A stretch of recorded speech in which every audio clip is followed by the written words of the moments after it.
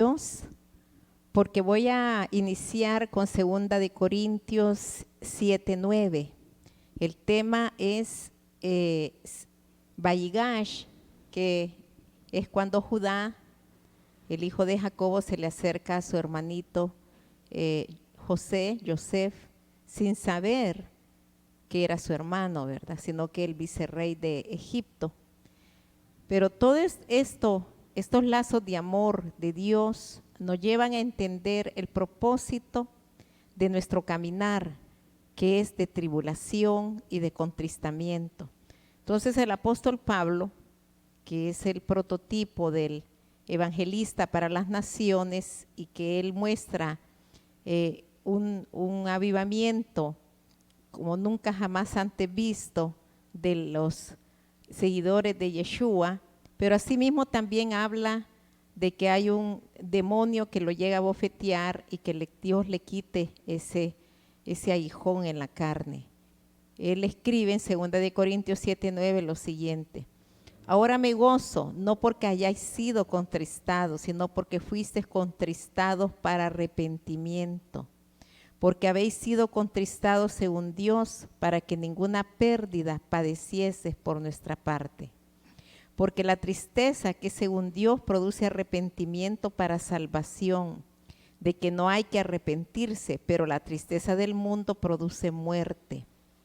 Hermanos, con esta cita bíblica que podríamos decir que es una proclama de nuestra fe, que la tristeza, la aflicción, el estar contristados lo que nos lleva es a perder orgullo y a ganar humildad, a quitarnos el disfraz de orgullosos y de altivos y alcanzar un peldaño de humildad.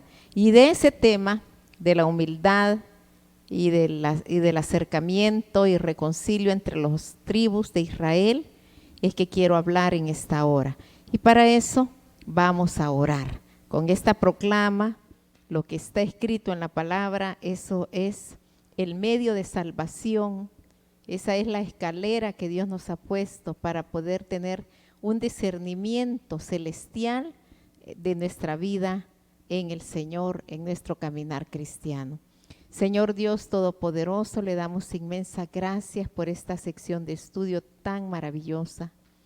Una sección de estudio que toca y traspasa nuestra alma, nuestra mente, nuestro corazón, nuestro entendimiento.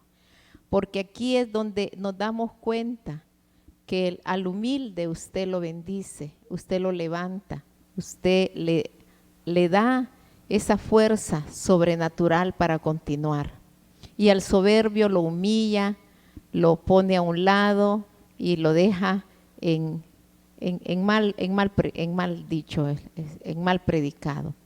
Señor, gracias porque vamos a aprender mucho a través de estos episodios que usted ha permitido en la palabra, donde sacamos una lección de fe y una reflexión para nuestro diario vivir.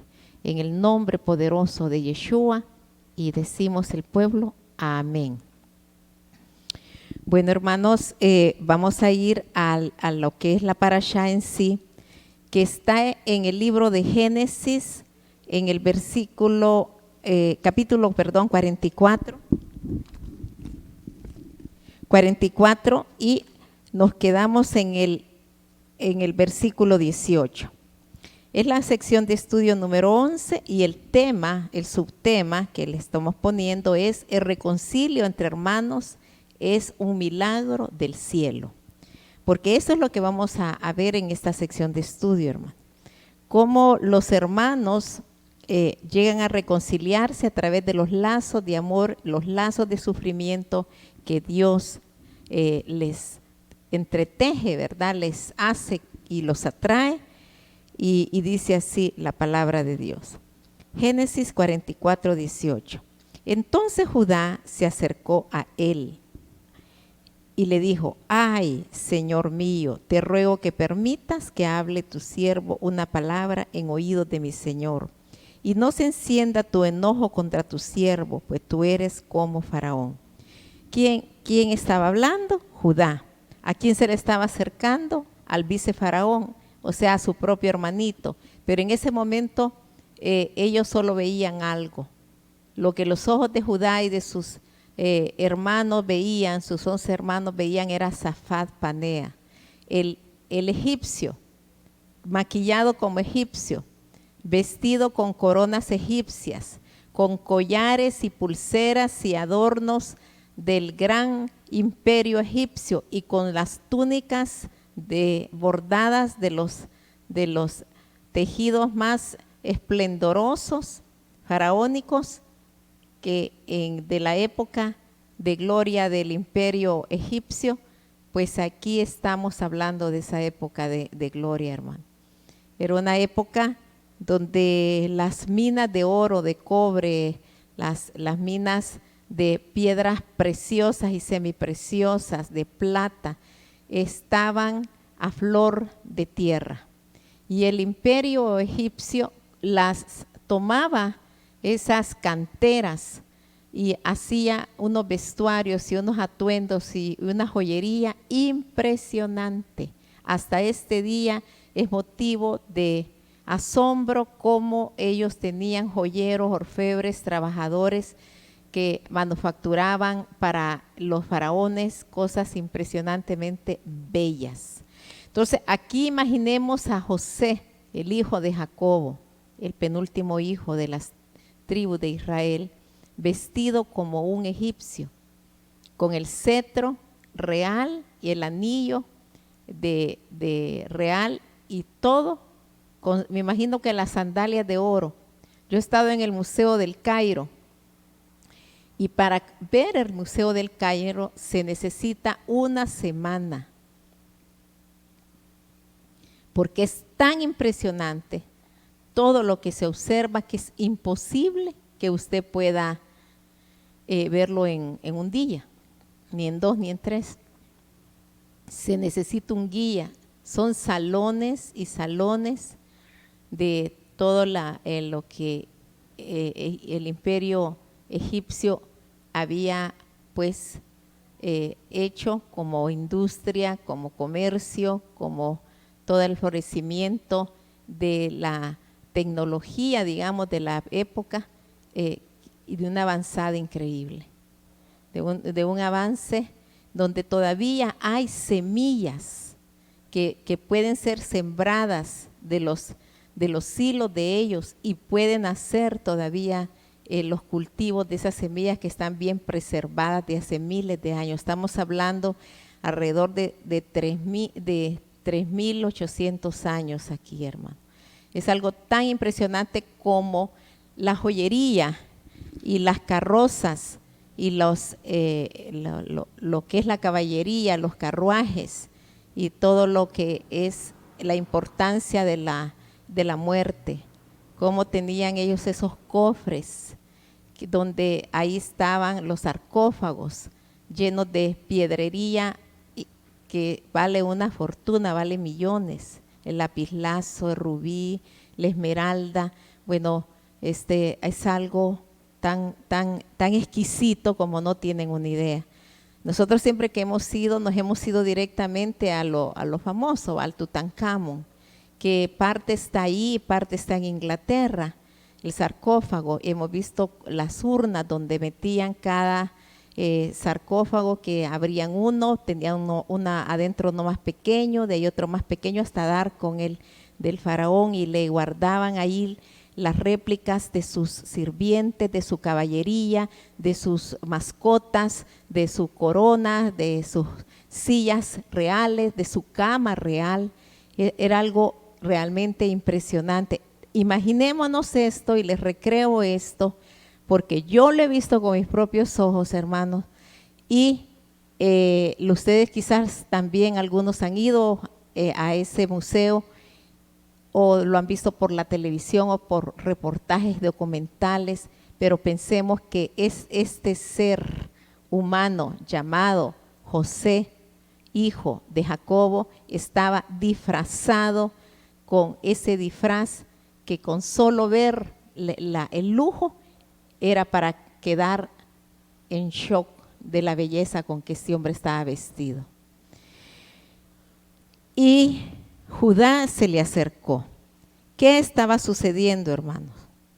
Lo que estaba sucediendo era que había sido capturado pues Benjamín, porque había sido acusado de haber tomado la copa de plata de José.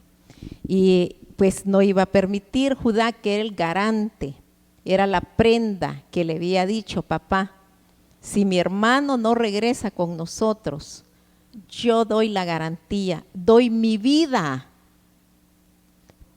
y la vida de mis hijos para que tú dispongas y nos ejecuten si yo no te traigo a mi hermano Benjamín al lado tuyo.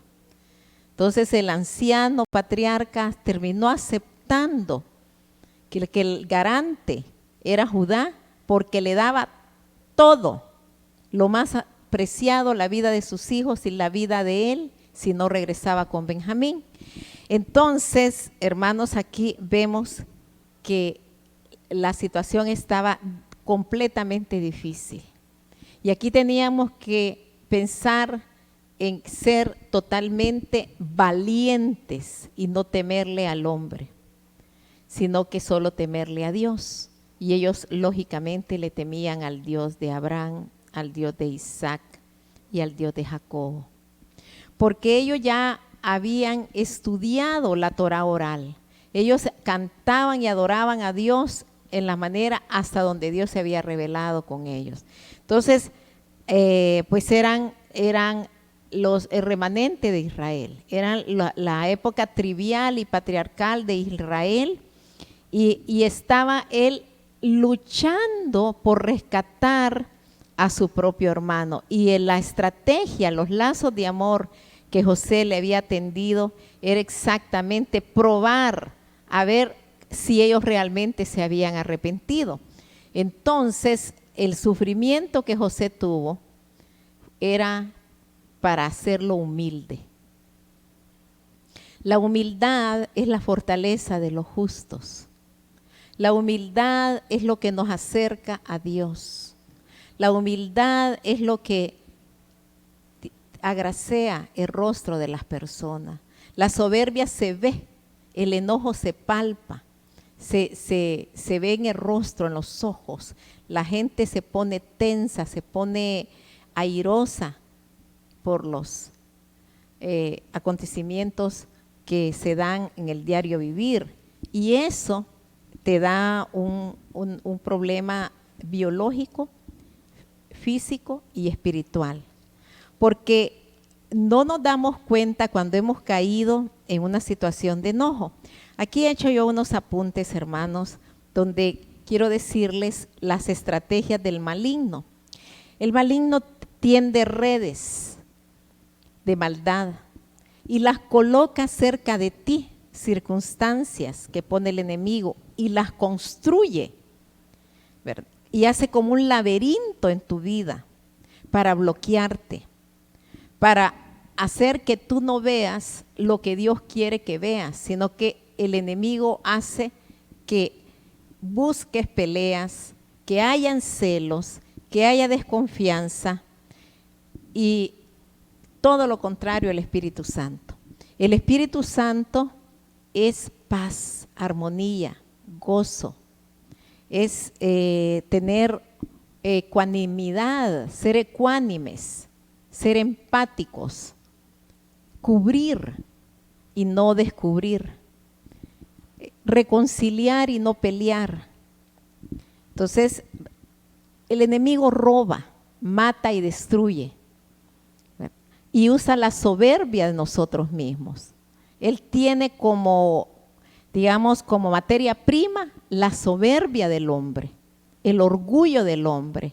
Hace que el enojo salte antes que una amistad, que una armonía.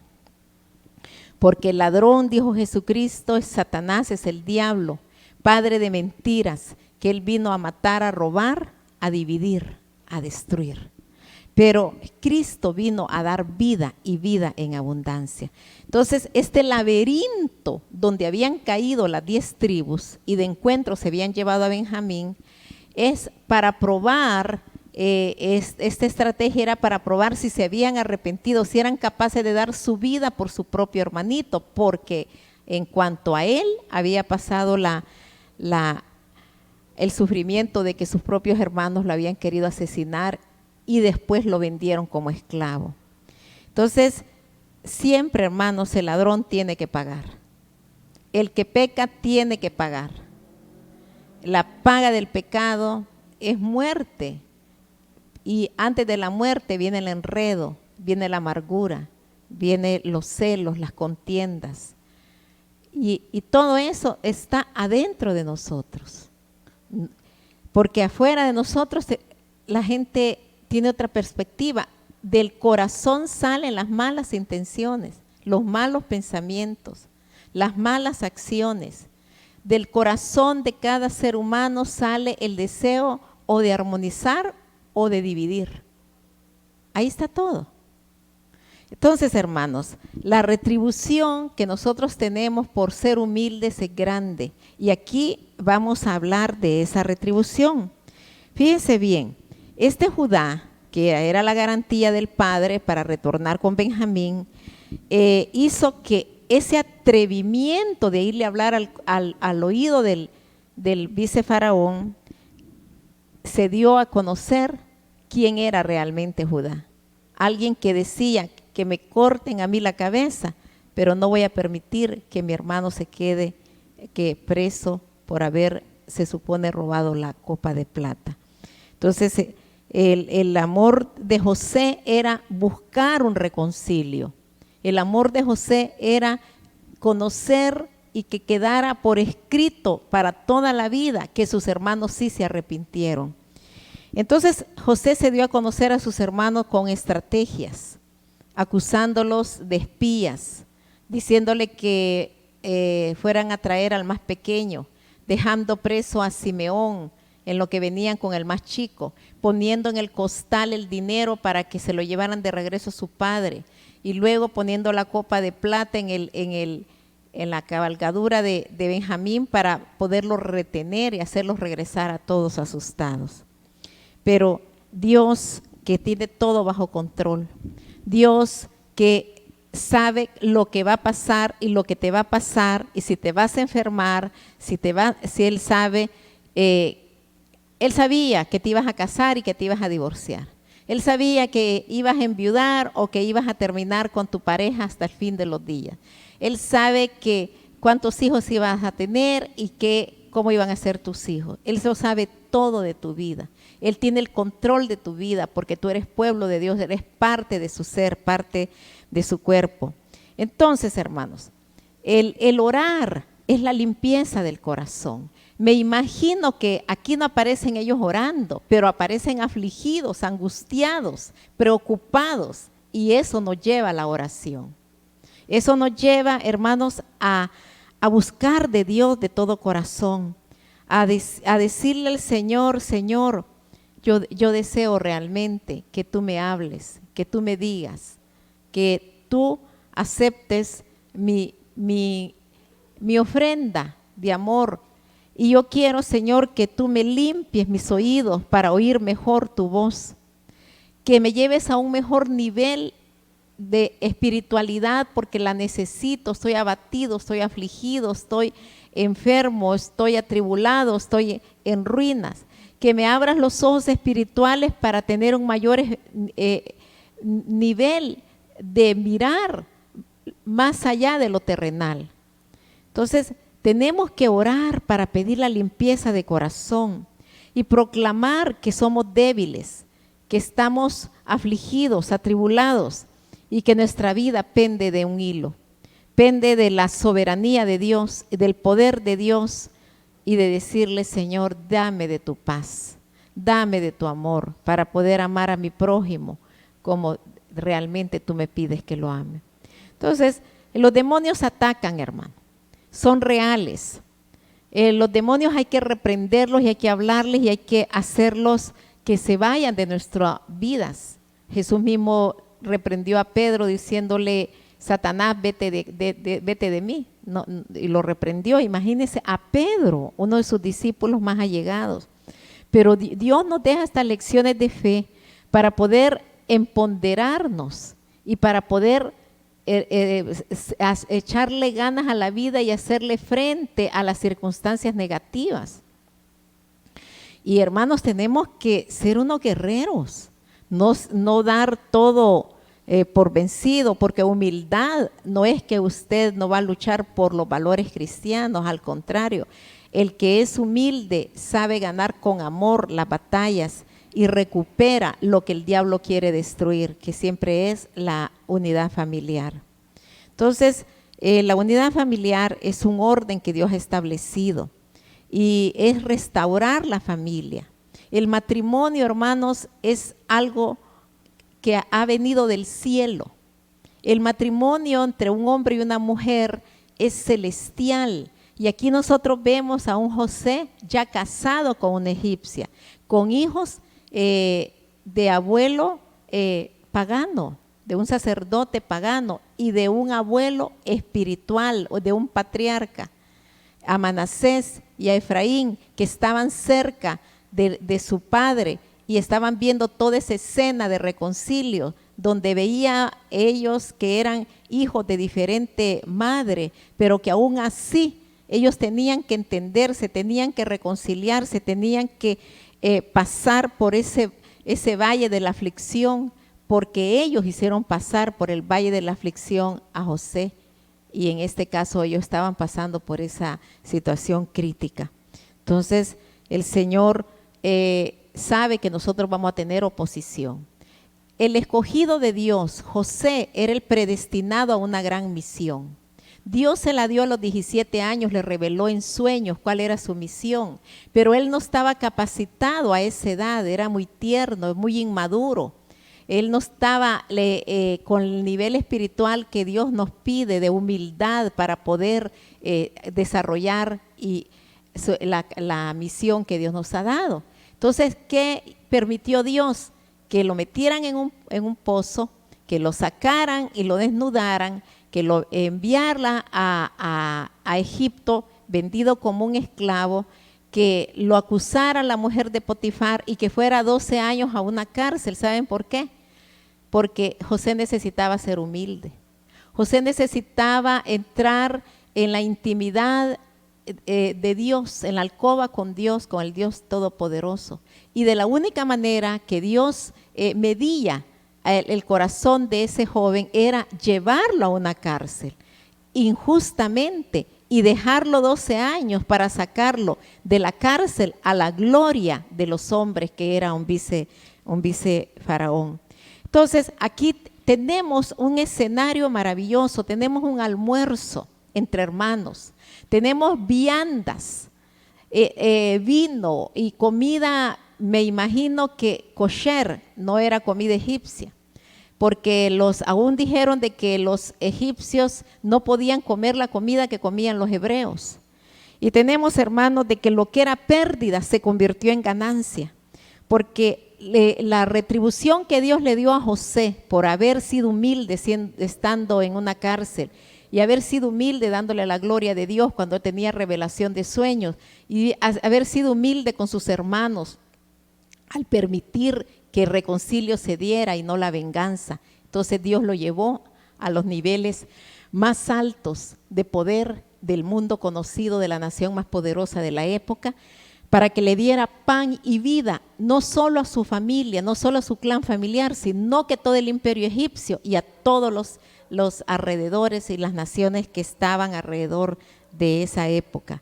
Así es que, hermanos, cuando nos venga situaciones difíciles, situaciones donde la familia está dividida, la familia está llena de circunstancias negativas, porque el diablo ha entretejido trampas, el diablo ha hecho que haya división, haya pleitos, hayan circunstancias que se vuelven como un laberinto. ¿Saben qué? Aún ahí usted digan, gracias Señor, porque tú estás permitiendo esto, para que mi familia vea que sí, verdaderamente yo soy tu hijo, yo soy tu hija, y que voy a perdonar y que voy a bendecir en lugar de ponerme a nivel de ellos, de maldecir. Entonces, esto es para lección para nosotros, hermano, para que nuestra conducta se vuelva no en soberbia, no en dime que te diré, sino que se vuelva callada, humilde y que podamos nosotros esperar en el Señor y que sea Dios el que ponga las cosas en su lugar y nosotros orar. Así es que esta es la lección de fe que Dios nos da, ¿verdad? Y aquí vemos nosotros como varios personajes de la Biblia que sufrieron tanto y que pasaron por circunstancias muy difíciles donde solo Dios pudo poner las cosas en su lugar. Pues en este caso fue José. Él hubiera podido morir en la cárcel si no hubiera sido humilde y un predestinado de Dios. Y también así como Job, se recuerdan el hombre que más ha sufrido, aparte de Cristo, que más ha sufrido y ha tenido pérdidas de pérdidas, de pérdidas, de pérdidas, de pérdidas, fue Job. Pero ¿qué hizo Dios cuando le vio la humildad? Le dio doble porción, dice Job 42 del 10 al 17. Cuando David, que era un niño, un chico, me imagino que unos 17 años, que ni siquiera podía tener una armadura de un guerrero, sino que se fue con una honda a parar las blasfemias de Goliat. ¿Qué sucedió? Que ese niño se convirtió en el rey de Israel, un rey guerrero, un rey poderoso, un rey que Jesús mismo dijo que él era hijo de David. También ese aguijón de Pablo, donde yo les acabo de leer en 2 de Corintios 7, es ese aguijón que lo abofeteaba y que lo visitaba, que Dios le dijo, bástate mi gracia, porque mi poder se perfecciona en tu debilidad. ¿Por qué Dios levantó ese aguijón? ¿Saben por qué? Porque antes del aguijón Dios lo había llevado al tercer cielo y había visto él cosas indescriptibles. Había visto cosas tan sublimes que no tenía ni siquiera la capacidad humana de transmitirlas. Entonces, para que no se creyera, Dios le mandó a Satanás para que lo abofeteara, para que lo aguijoneara. Y cuando Pablo le dice, Señor, ¿qué pasa? Primero estuve en la gloria, ahora me está bofeteando este diablo. ¿Qué pasa? Quítame por favor esto, no soporto esto. Y Dios le responde la divina sabiduría para nosotros y callarnos y dejarnos calladitos. Bástate mi gracia, porque mi poder se perfecciona en tu debilidad. Y luego, hermanos, así también Juan, el apóstol amado de Yeshua, al que se le recostaba allí por su hombro y comía del plato de Yeshua, Juan, él mismo se autollama el discípulo amado de Yeshua.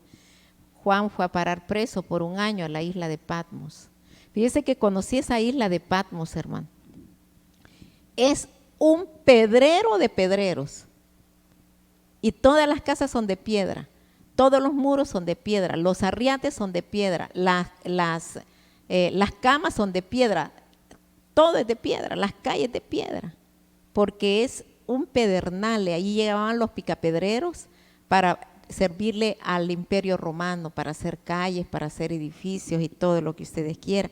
Y ahí estuvo Juan, y estuvo en la cueva donde la tradición cuenta que fue revelado el libro de Apocalipsis, y de esa prisión y de esa penuria, Juan fue levantado al cielo para ser el escriba de Yeshua en gloria.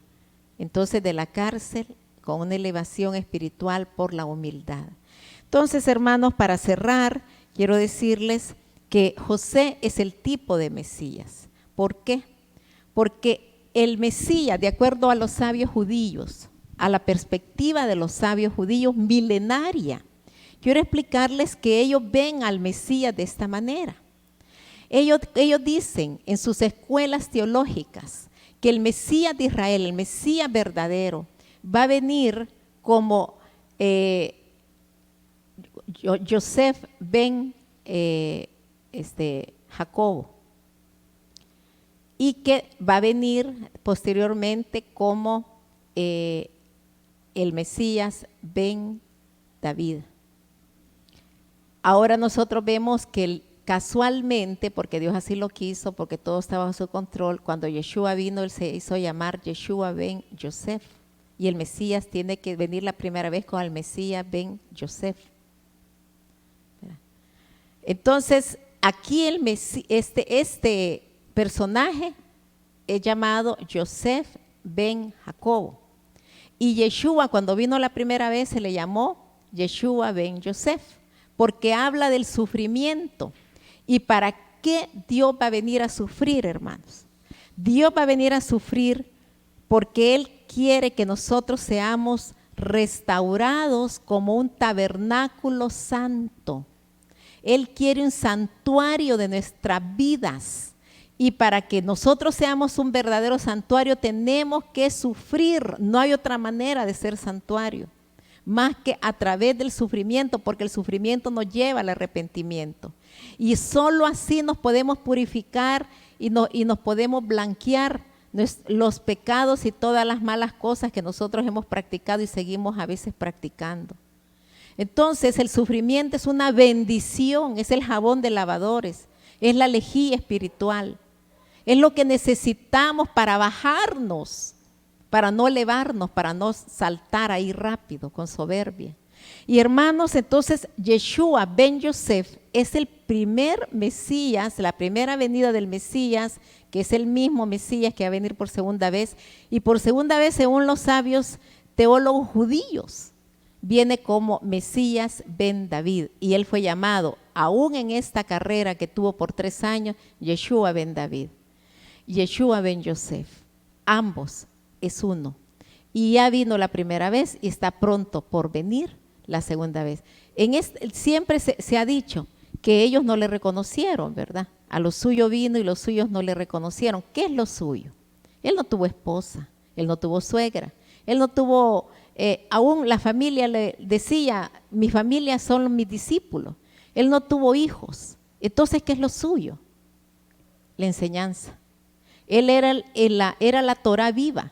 Él vino a dar enseñanza, hermano. Él vino a dar la palabra como nadie nunca la había dado.